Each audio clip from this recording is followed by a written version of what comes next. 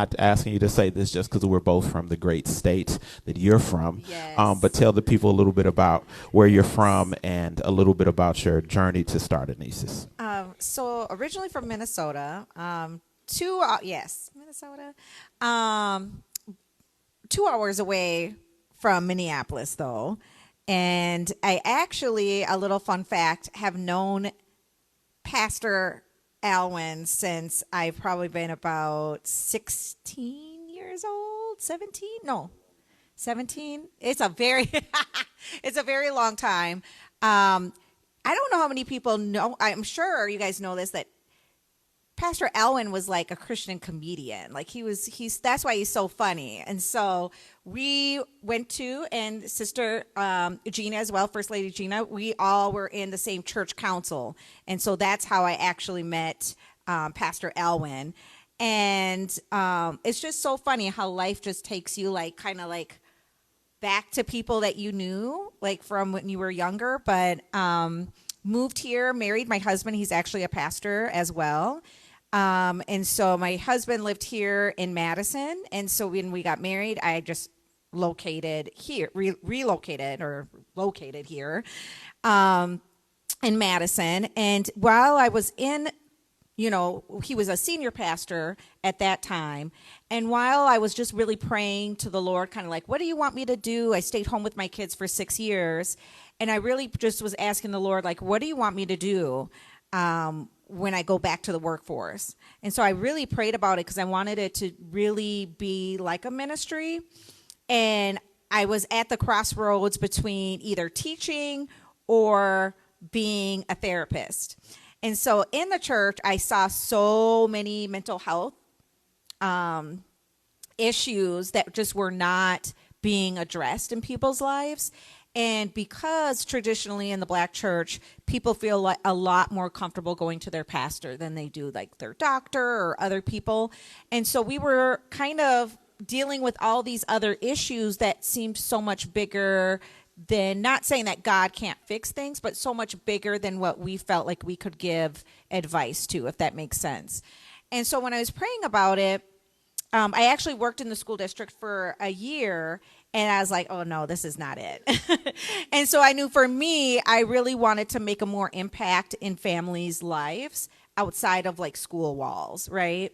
And I wanted to really address family systems in a way that I felt like you really don't have that relationship with parents in the school.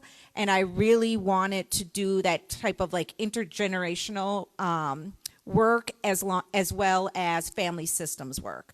And so I really felt like I needed to do that outside of the school system. So I went back to school, became a marriage and family therapist. And I always have these like weird jokes when I'm in school that I always call them like prophecies over my life that people do. So one thing that happened when I was in undergrad, my nickname used to be First Lady. This is before I knew I was going to marry a pastor. And so people would joke around and be like, oh, First Lady, look at her. And he's tape recording. And so then when I was in grad school, the joke that my professor would always make about me is that I was going to run an organization. And so he's like, she's not going to just be working there. She'll be running the place when she's done. And so there would always be these like weird kind of like jokes over my life that ended up being kind of maybe prophecy. Self-fulfilling prophecies right, is what they right, would say. Yeah. So I didn't know or didn't have it on my radar that Anesis was going to be as big or that it was going to be what it was going to be. How many employees does Anesis, did it start out with, and how many does Anesis have right now? Well, when I first started, let me just kind of go a little back. When I first started, so I was working at another agency, and I was just like, let me just see what this is like, starting my own practice. Just kind of wanting to serve more populations than what I was at the place I was working. And I started just like 2 days a week outside of my full-time job. And I kept getting all these referrals and people calling. And I was like, okay, I need to figure out what I want to do here. I'm at a crossroads. So I quit my job, ended up doing that full time. And by the end of the first year, I thought it was just going to be me. I had 2 people that wanted to just join.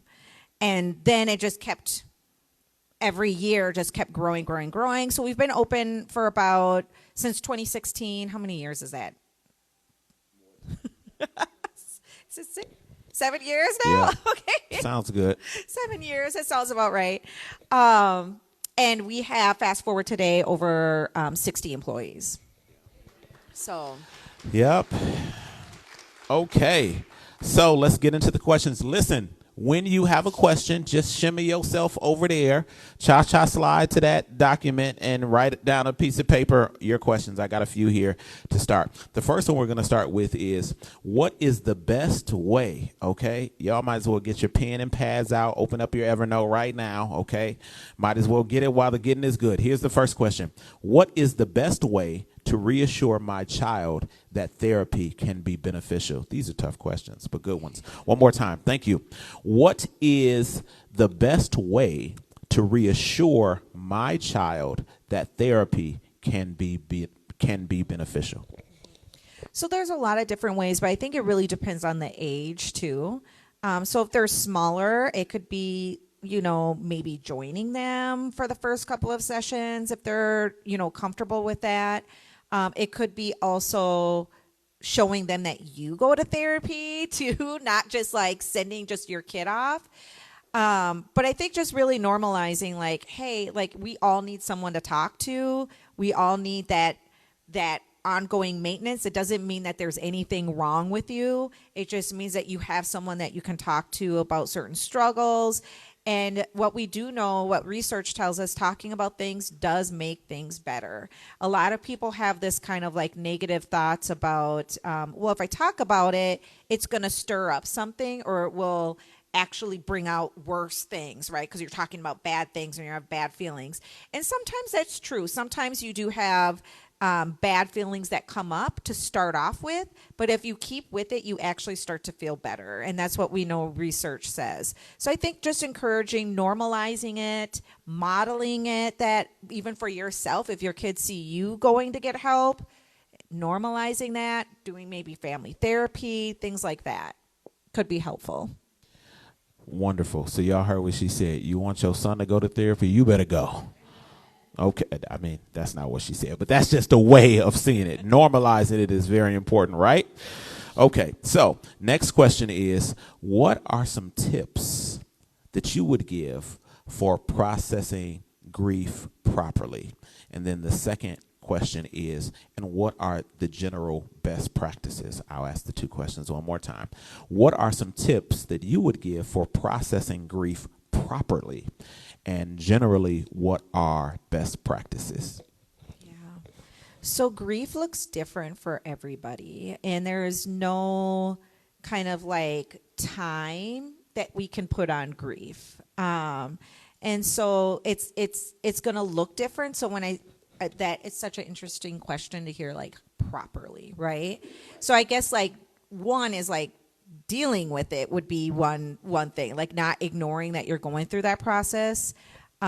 Grief is normal, and it can be over a lot of different things. It can be over a loss of somebody, but it also can be over just a loss of like a way of life that you used to live, a loss of a friendship, a loss of a certain relationship. Like, it can look so many different ways, and we grieve over so many different things. So I think just acknowledging it and not trying to ignore it.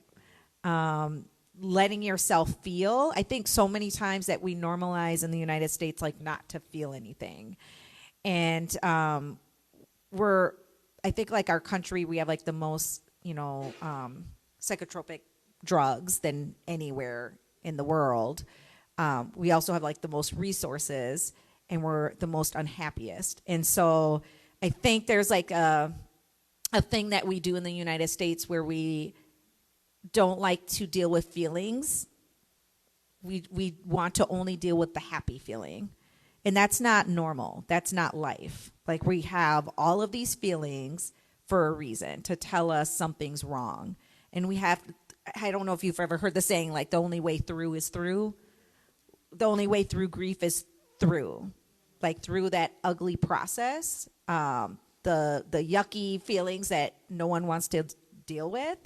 That's the way you process grief, is you go through. You don't try to go around it. You got to go through all those different feelings and emotions. And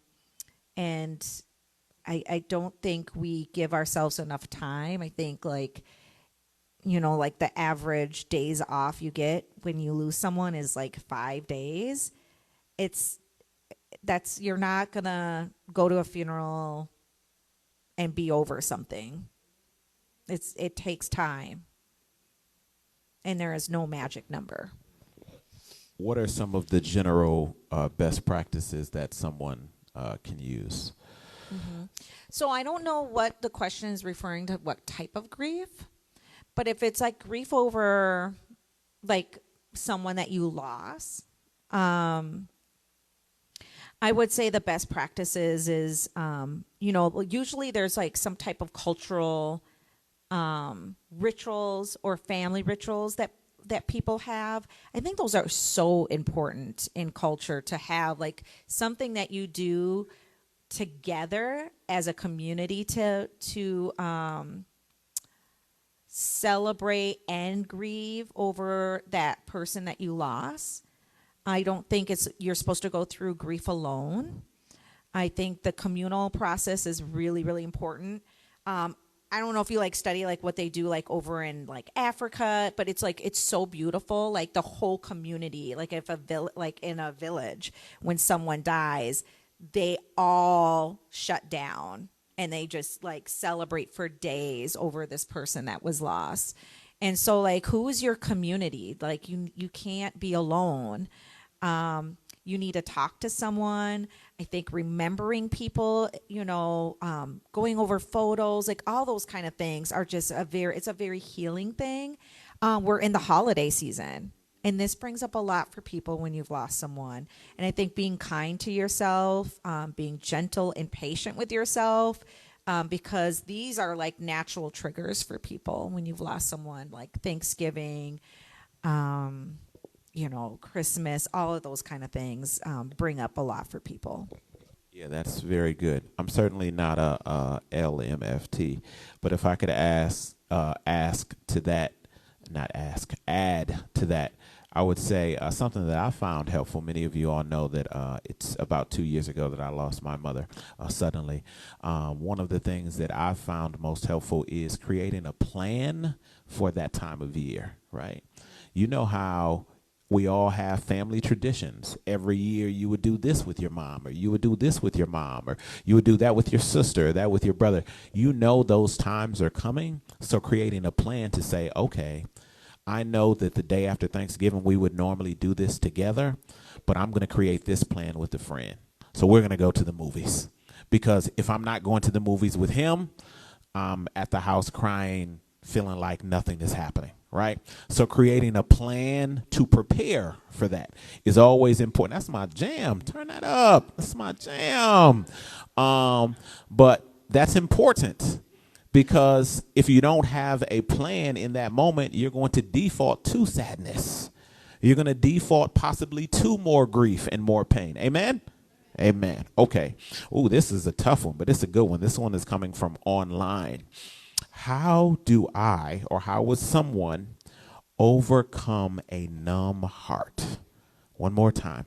How do I, or how would someone overcome a heart that is numb? Can they explain more? Okay, person who wrote that online, we'll come back to that in a second. Explain more, if you would be so kind. If you want to DM me, that's fine too, or the church, I should say, that's appropriate too. In the meantime, until you give us some clarification on that, we'll go to the next question, and then when you give me some clarification, we'll go from there. Okay. How do you feel about not taking meds and praying the illness away? Question mark. How do I feel? How do you feel? So I would say, even though I'm a a licensed professional, sometimes it's not so much about how I feel about it. I think what is right for that person. And I would say that you would need to talk to your doctor about getting off of meds. I would really, really stress that. Sometimes when you feel better, it's because you are on your medication. And so I can't tell you how many times I've had clients like they feel great. They're like, I don't even know why I'm on this medication. I'm fine. All these things are better. They're better because you're on your medication. And then the minute they get off the medication, it's this whole relapse, right? And I would say it's very normal for people to go through that, because when you're feeling really well on your meds, all you feel is the other symptoms, like the weight gain, or, sometimes I'm a little drowsy because of this. Talk to your doctor about maybe lowering your prescription, or if there's another prescription that might work better for you, but do not just jump off your meds. Again, if your doctor is like, yes, that's fine, you should do that. I tell people all the time, I always compare it to heart disease, mental health with heart disease, because I don't think anybody would ever tell someone, if you've had a heart attack or if you have heart disease or your heart is working at 20% capacity and you went and told someone, yeah, I'm not going to take my heart medication or my blood pressure medication. I'm just going to pray about this. I'm just going to pray it away. No one in the church would be like, yeah, that's a great idea. Everyone would be like, no, I don't think you should do that. And so, taking your mental health serious, but it is a health issue. It's a health issue. You can't see your heart, but we know you have a heart, right? You can't always see mental health, right? It feels very like abstract, I think, and I think that's why people don't take it as seriously, but it is a part of your health. It is your health. It is a part of your health. I cannot stress that enough. No, that's good. Can you talk a little bit more about medications? Because I know some folks, maybe in the room, but I know some folks online as well, are taking medications, and they may be taking it like for a week, and they're like, I don't feel nothing, so they may stop, or they may take it for a couple days, and they feel the negative side effects immediately, but not the positive impact. So, like, is there an amount of time that people typically should take it to give it a chance, or how does that work? Yeah, it takes some medication months, to get into your bloodstream to really start working. And again, that's why you need to consult with your doctor. If you feel like something's not working, or you feel like, oh, these side effects are too much for me, I can't function, you really should go and consult with your doctor about it. Don't just jump off of your medication, because some things you might need to taper down too, instead of just going off of it. And again, your doctor is going to tell you what is the best way to get off medication, if that is the right fit for you. Because again, sometimes it is okay to get off your medication, but you have to even do that the right way. That's right.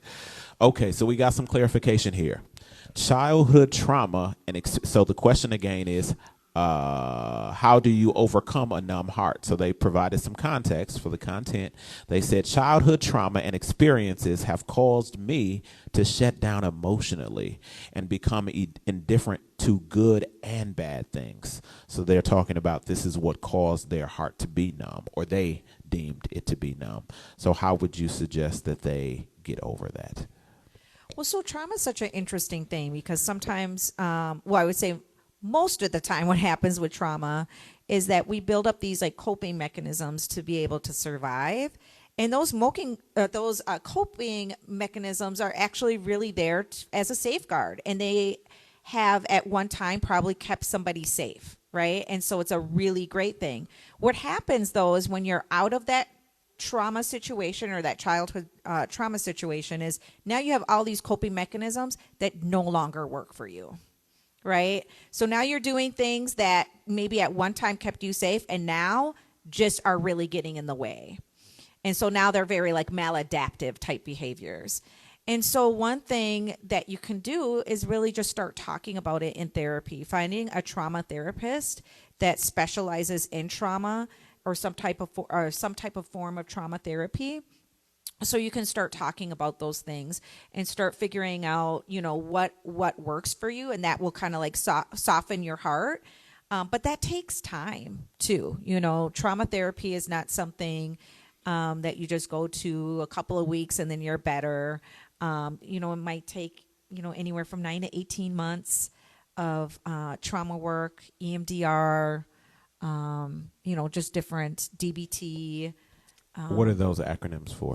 So eye movement, desensitization, reprocessing would be EMDR. And then DBT is, Brittany, help me out here. Why can I think? Behavioral therapy is a dialectical behavioral therapy. There we go. Teamwork. Okay, so next question is, how do you communicate with your spouse when you don't have words to say, but much needs to be done and said to heal? Very complicated, but I'll ask it again. How do you communicate with your spouse when you don't have the words to say, but much needs to be done and said in order for there to be healing? Yeah. So someone's having an issue communicating with their spouse, and they feel like they don't have the words to say, but that person needs to be healed. Gina, is this your question? I told you. Well, difficult conversations or hard conversations, that is, I would say, another thing in the United States that we don't like to have. We do not know how to have difficult conversations. We're really, really great at cancel culture, and canceling people out when we don't like something, which does not work in relationships, right? When you're in relationship with people, we cannot cancel each other out, right? It would be sometimes much easier, right? You're canceled. I don't like that. But no, we got to work through it, right? And sometimes it is a skill. Communicating is a skill. Communicating with others, because what works for us maybe, or how we would want to be communicated with, could be very threatening to someone else, right? And so figuring out okay, how does this person want to be communicated with? Also, maybe their emotional IQ might not be as high as my emotional IQ, right? So there's a lot of things going on. Also, how was how was I raised? How were people communicating in the house with me? How did I hear adults communicate with each other? What am I bringing into this relationship versus how maybe what they heard and how they were raised in their family system? Now we're coming together, right? And we have to figure out how to have these conversations when there's some type of conflict. How do we communicate that, right? And one way could just be saying that, hey, I don't know how to talk about this, but this is something that that's been bothering me, or that's coming up for me, and I don't know how to talk about it. Sometimes it's even just admitting that. Sometimes it's saying, hey, I don't know how to communicate about these things. I feel like sometimes when we bring this up, we don't communicate the right way. Can we go to counseling so we can have someone help us navigate this conversation? Because I don't want to fight. I don't want to cancel you. Right? I want to figure out how to go through this. Otherwise we're gonna be canceled, right? No, that's good. And if I may, if your spouse or partner is apprehensive to counseling, another, I shouldn't say alternative, but another step is community, right? Yeah. When you are around other couples, you begin to see what other other couples that communicate in healthy ways. Okay? You can't look at every couple the way they communicate and be like, oh, I like that style. Do not go to Jocelyn and Stevie to try to find out the best. That's a Love and Hip Hop reference. Okay? That's not the kind of relationship you want to mimic. I don't know who Blueface is with right now, but that's not your source of reference. Just because it works quote for them does not mean you have to find healthy. Everybody say healthy. Healthy couples to replicate. Not only that, men find it easier often to communicate with another man. Hey, man, I'm having this issue with kind of sharing this. How would you suggest? And women can often do the same thing. But it's important that you choose the right people. Okay? Love your single friends. Okay? Nothing's wrong with your single friends. Just because they're single doesn't mean that the relationship didn't work. Some people are single by choice and glad about it. Okay? But in that situation, yes. Okay? Gina, was that you clapping? What is going on here today? All the single ladies, all the single ladies, all the single ladies. Put your hands up. Okay. Listen, I'm a woman. I'm just representing. Okay. I said all the single people clapping. Add another chair up here. We might have to have a session right now.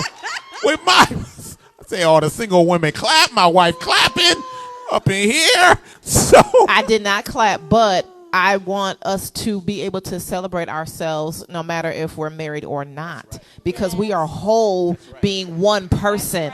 It doesn't take another person to make us whole. So that's why I was saying, come on, don't be ashamed, because too many times we're thinking that we have to rush into stuff because of what we see on social media or what we fake see when people show up. right. Because people fake it a lot. I can put on a smile in a minute. I could be so unhappy, but I know how to strike that. Okay, we're about to cut this short. Why you keep saying you can be so unhappy and you because because I can only speak about me. I can only speak about me. Okay. I'm just saying we've been taught how to. Don't you walk out this house and let nobody know what's going on, right? Right. So I'm glad we're having this conversation so we Yep. can know how to come to our, come and be authentic and be real, so we can get the help that we need. Excellent. But there's nothing wrong with being single. That's all right. I was trying That's right. to say. 100%. 100%. Another question from online is, if you got more questions, you can write them down at that table, okay? What is the best way to introduce therapy to a relationship with a spouse who feels it's not necessary for them? One more time. What is the best way to introduce therapy to a relationship with a spouse who feels it is not necessary for them? It is really difficult. And so I don't know if the question is referring to like the other person needs therapy. It's the or together. Yeah. Or address to whichever one you deem. So I think sometimes when we know like maybe it would be beneficial for our spouse to be in therapy sometimes, and let's say like you're even in therapy but your spouse doesn't think they need therapy, it is very, very difficult. And I would say all you can do is worry and work on you. You can't change people and you can't control other people. We can present options to people and encourage in a loving way, but then it is their choice what they want to do. And that's really hard because especially when you're in a relationship, what they do sometimes does affect you, right? And many times it does. But at the end of the day, you can only worry and change you, right? Worry about you can only when I say worry about yourself, I mean, we worry about other people, but we can only really create that change for us. And sometimes that can be an example for people, and sometimes they come around as well. But I would say encourage them in a loving way, not in a judgmental way. You don't want to do it during a fight. Like, see, that's why I know you need therapy. There you go. Because then that's not very encouraging. Now they're not going to go to therapy. Can you give us an example of a non-judgmental way? I know many of us are thinking that's the way I said it. But what's a non-judgmental way to encourage a spouse, a child, a friend? I think timing is everything. So if someone's talking to you and sharing something that's a really hard struggle for them, and then just listen and take it in and be like, oh wow, this is really hard. Have you ever thought about maybe seeing someone so you could talk more about this? Because this I wouldn't even know how to help you. This is such a big thing, or you seem like you're really struggling with this. Maybe seeing someone and talking to someone might not be such a bad idea. Yeah, that's a very good, gentle way of mentioning that to somebody. Thank you. Okay, another question from online says, what do you think is the best way? Ooh, these are tough questions. Good, though. Keep them coming. What do you think is the best way to break a trauma bond and to start a healing journey on your own? One more time. What do you think is the best way to break a trauma bond and start a healing journey on your own? Before you answer that, can you explain what a trauma bond is? Because there's a lot of So it's like misinformation. a newer term that kind of talks about like that you bonded with someone because you both have like these similar struggles, or maybe like some type of, even what I've heard, like some type of dysfunction that you guys can both relate to. And so it's not like you're coming up and like meeting like, oh, all my goodness and all your goodness coming together. It's, I can relate because we have the same struggles. We've both been through trauma, and that's how you really bond. And so then you can imagine then like the relationship just being a very like a lot of hardships in it, right? Because of that, that's how you bonded. So I think they kind of answered the question. I feel like the only way you break it is you got to break it. You got to stop the cycle, which means sometimes you have to just, again, I'm not down. This might be a good cancel culture thing, but you have to cut the ties, right? You have to stop communication. You have to stop the regular pattern that you have with this person. And sometimes you can't just like dip your toes in it. You know, sometimes you got to just cut it off, right? And so I think, especially with trauma bonds, otherwise it can be kind of confusing if you're in and out, or, oh, well, let's just be friends. Like, how do you just, everyone's different, but usually I would say, speaking in general terms, if it's a trauma bond, you just have to say, this is over. This isn't healthy for us. And then let's figure out how to Move forward. That's Yeah. I know what you're about to say. I'm about to follow up. I know, and I assume the natural question to that is, what if you're married to that person, or what if you're? I'm not saying I'm married to somebody that I have a trauma bond with. I'm just saying, hypothetically speaking, the natural question is, but seriously, if you're married to that person, let's say y'all had a baby together. Let's say let's say it's your brother or your sister. Let's say like you just can't. I shouldn't say you can't, but it's more difficult. There's a lot of nuance in cutting it. What would you say for somebody who has a 18-year, 10-year, 30-year commitment to this person, either because they stood before God or because they have a child together? So let's talk about like the kids first. Like if it's just like you have kids involved. So there are a lot of ways, healthy ways to co-parent. Again, you cannot control the other person, but you can control yourself and your behavior. And I would say having healthy boundaries, right? There are a ton. I think I was just saw, I don't know, like you guys know Bruce Willis, the actor. And so Demi Moore, his wife, and he's like really sick right now. And I just saw like this post where like they still do holidays together, like all their families, like he's remarried. I know she's moved on, and then their kids are grown, but they still all come together and do holidays together, right? And so there's like a lot of different healthy ways that you can co-parent. It doesn't have to be like a all or nothing, or it doesn't have to be toxic. You can still be respectful of one another.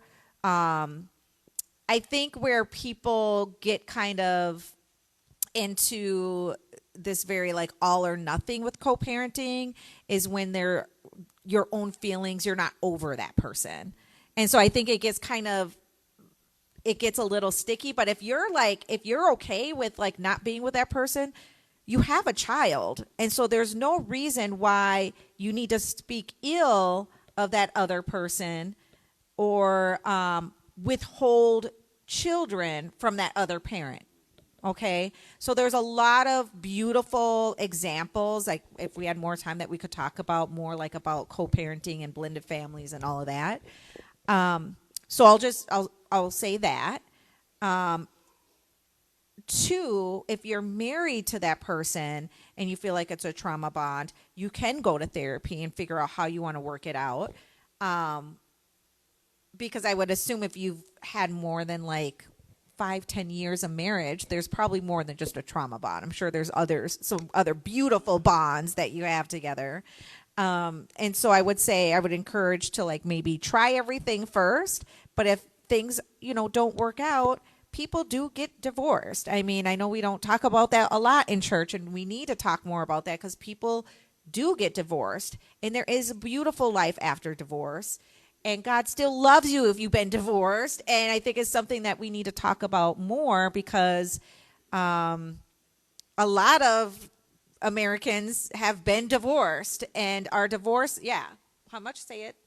50% of marriages. Yes. And that's not period. That's Christian marriages, non-Christian marriages. Half of all marriages end in divorce. Yeah. So, no, excellent. Okay, so a couple more questions here. If you want to sneak in your question, you better move quickly, okay? So how do we begin to heal generational trauma?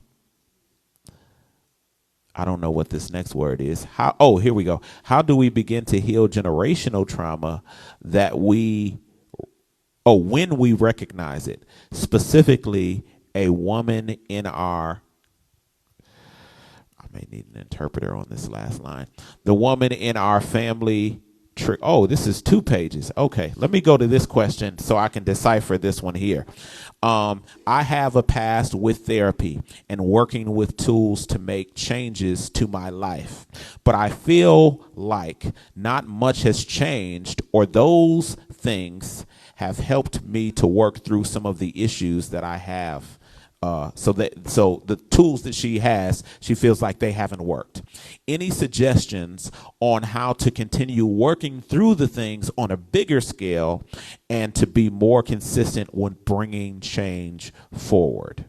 Yeah. I don't know a lot of, even though that question was really thorough, there's still so much I don't know. And so sometimes, for some clients, I'll just speak of some of clients that I have seen in therapy, where sometimes they think they haven't done a lot of change, is we will reflect back on some of their, like either their first treatment plan or their very first, like what was it that they wanted to work on, and then they're like, oh my goodness, like I've done all of that. Like it's just like they've just moved on to other new issues. That's all. Like they are going deeper.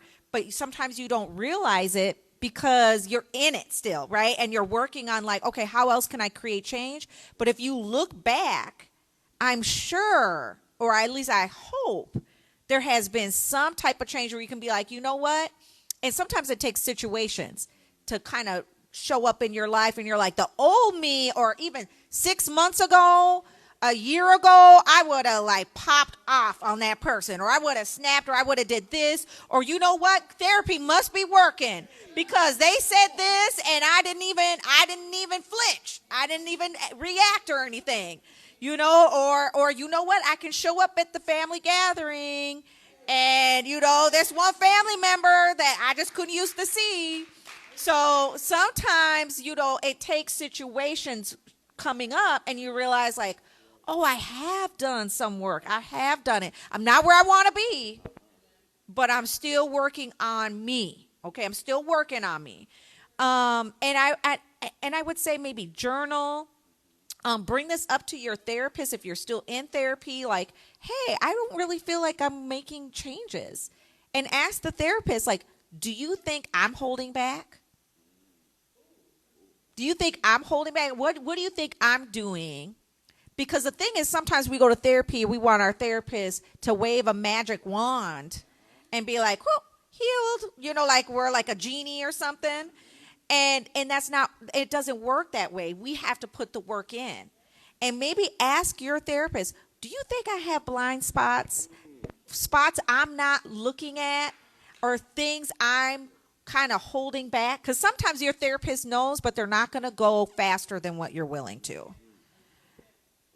So I would ask that and be willing. Don't get mad.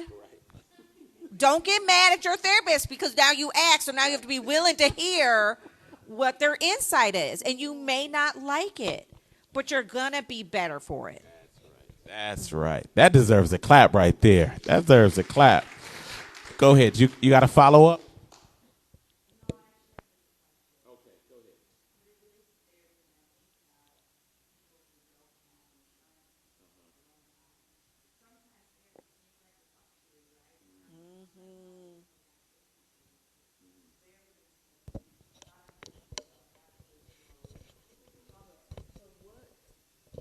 Does Anesis have like workshops or places that people can go to, like group therapy for free? Or do you guys have some type of payment system where it's like, I don't know, subsidized 30% of your income or something like that for people who are at the poverty level? That's a great question. Very good question. So Yeah, great yeah. question. So we do. So one part, I'm very, it's a social justice issue to me that everyone, mental health care in general should be for everybody. And so many times mental health is even harder than if you were to go for, like your body, right? I would say dental and mental health are like always on the side, right? Like it's a little bit harder to get that type of healthcare coverage for many different reasons, not having health insurance or not having the right health insurance. And so at Anesis, we do take Medicaid. We do provide sliding scale fees. And then we also do have 2 free clinics that are completely free. You don't need insurance, and you can just drop in. You don't even need an appointment. And so if you look on our website, you'll find more information about that as well.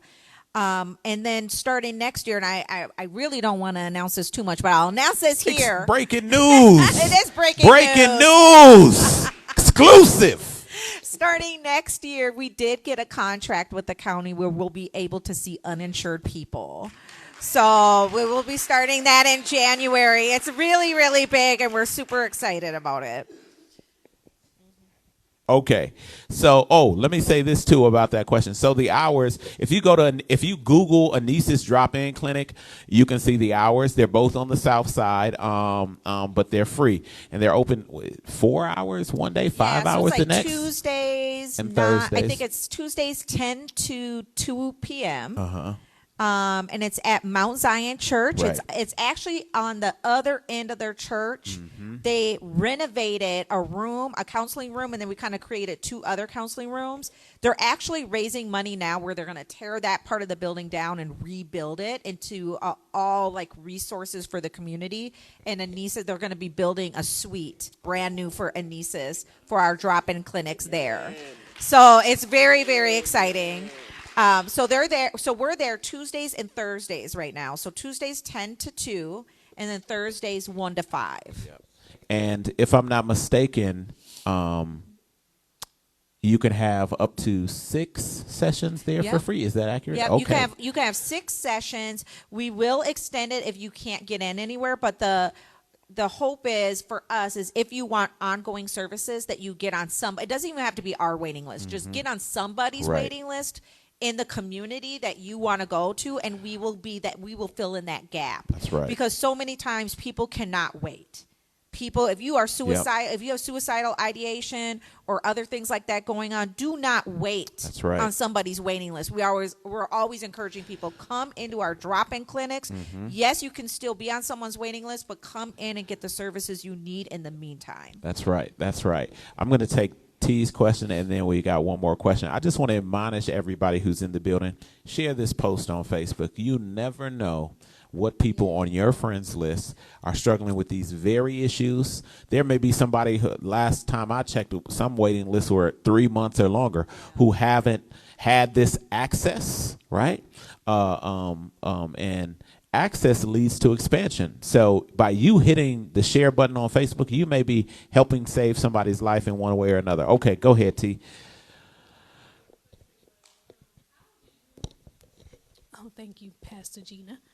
My follow-up question is, how do you then get involved with Anesis? So you're talking about the drop-in clinics and how Anesis, y'all y'all are really popular in the neighborhood, okay, and really far out too. So wondering, how do people get involved with Anesis, with the drop-in clinics per se? So if there are therapists in the community, I'm not gonna say no names or anything.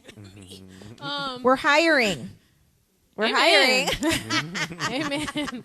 One way is we're hiring. Uh-huh.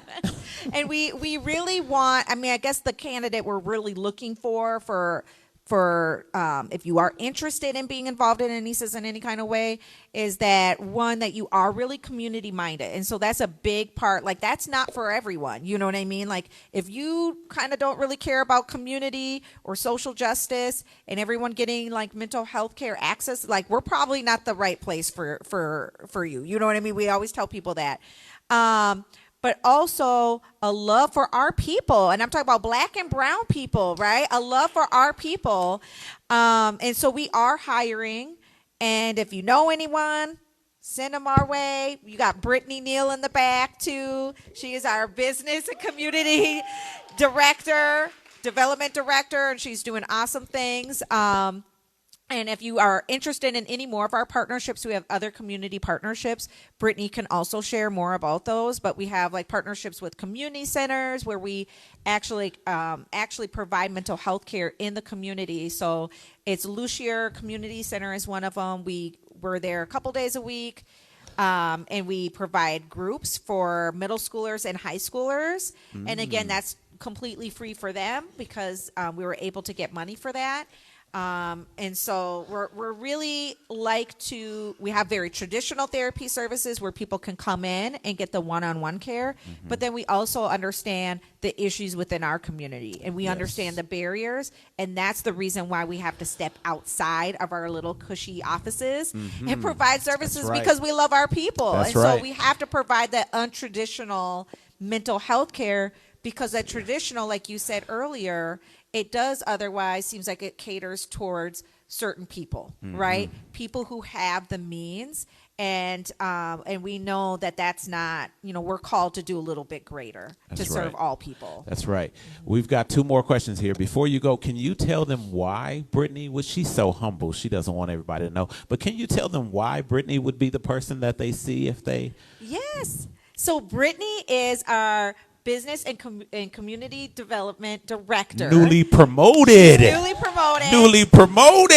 is a brand new role. Brand new. Really, all of us. She's a absolutely gem. She is great at therapy, but she's also great at communication. She is very humble, and she's somebody who, when she speaks, you want to listen because she has something to say, and she has so much wisdom. And so she's over all of our community partnerships, which is a really big deal, and also over developing new community partnerships and business development ideas. And so, so she has a wealth of information if you want to talk to her after the service. That's right. There she is. That's right. Clap it up for Brittany, y'all. We had to say that. Brittany don't want people to know, but we know now, okay? Year first promotions. Okay, Impoli, and then I got the last question. Go ahead. Yep, I don't have a question, but I thought it might be helpful for people who have never been to a therapist's office to just talk a little bit about what that is. Yeah. So, it's like going to a doctor's office for the first time, other than seeing it on TV. Like, do you call somebody? Do you just show up and sit on the couch and start telling your life story? It might be helpful to just talk a little bit about that. I love that. Thank you so much for that question, because I would say 80% of our people, and we have over, you guys, 1,000 clients. And so I would say 80% of our clients, it is their first time ever in therapy.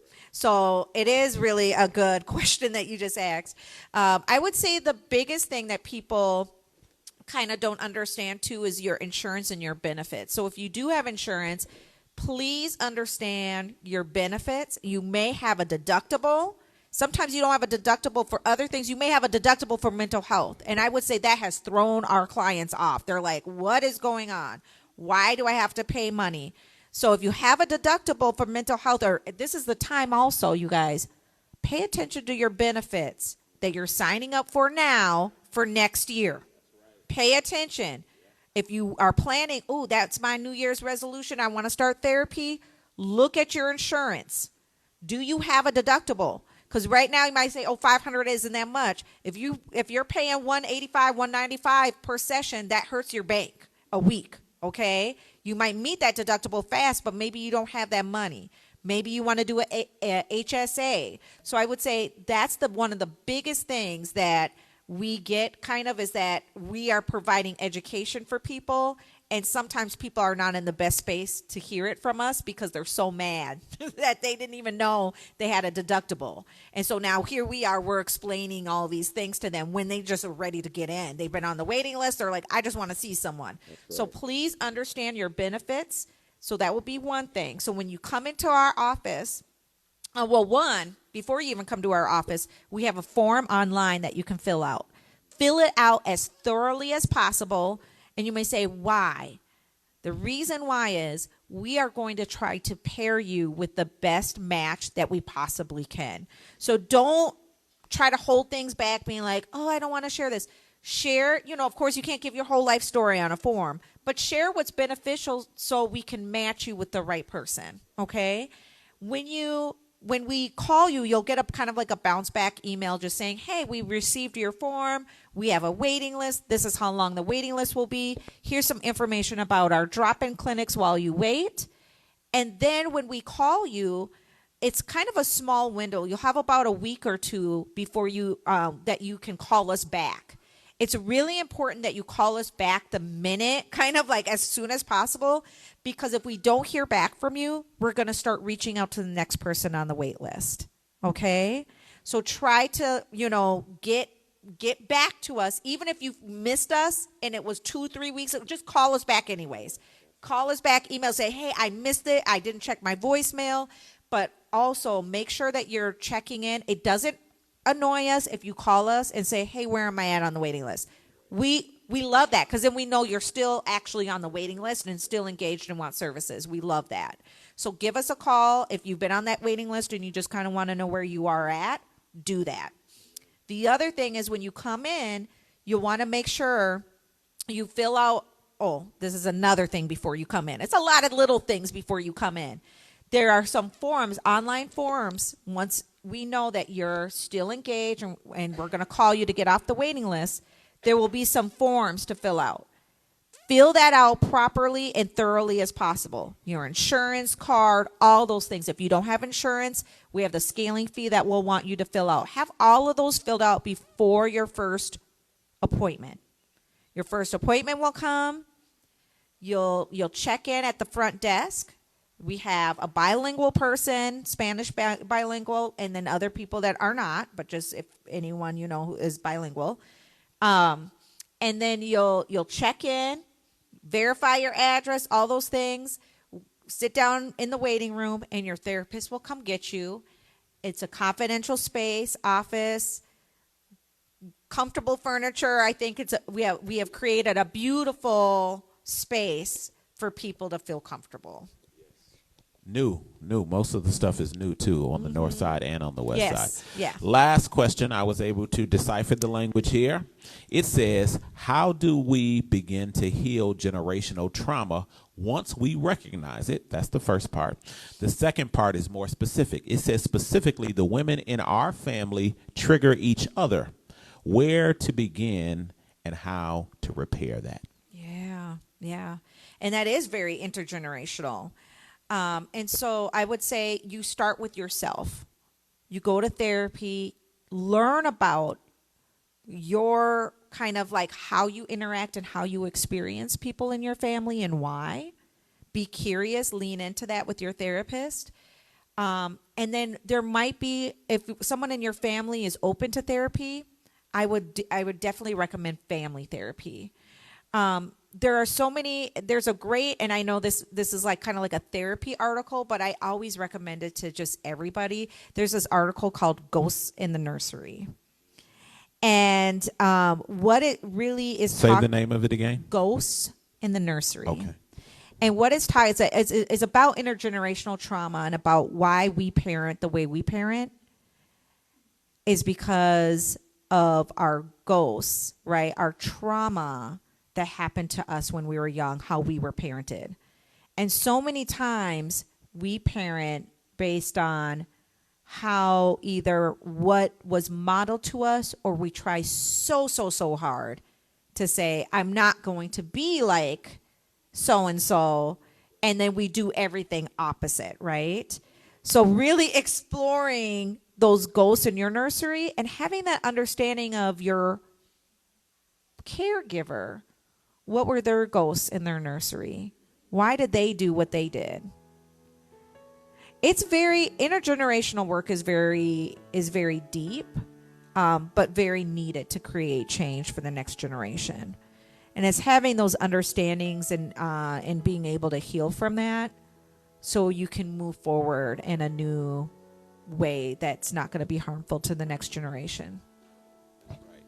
If you're glad that you are here this morning, let me hear you clap your hands.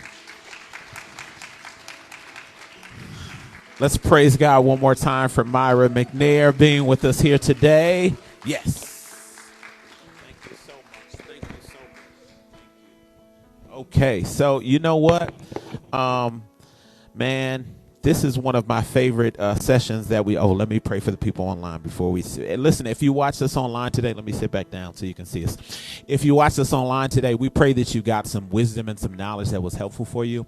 We're thankful that you viewed this. We're thankful that you commented and shared. We're going to pray for you, and then we're going to dismiss out our service here today. Lord, I pray for my brothers and my sisters who are online today. Lord, I pray for those that asked questions, pray for those who did not. Lord, I pray that you would stabilize our relationships with you, stabilize our relationships with one another, stabilize relationships between parents and children, husbands and wives, stabilize our relationships with ourselves. Lord, touch our minds that we would utilize these resources that were shared today. Lord, we pray against this ideology of stigma that exists in black and brown communities that is keeping us on the other side of the door from therapy. We pray that we would break down that glass ceiling and be the men and the women you called us to be, that we would do it all, that we would pray, but we would go to therapy, that we would worship, but we would also use coping strategies, that we would use self-care, but we would always use whatever strategies that you've given to these professionals, that we may use it for our glory, your glory, and for your good. It's in Jesus' name we pray. Everybody say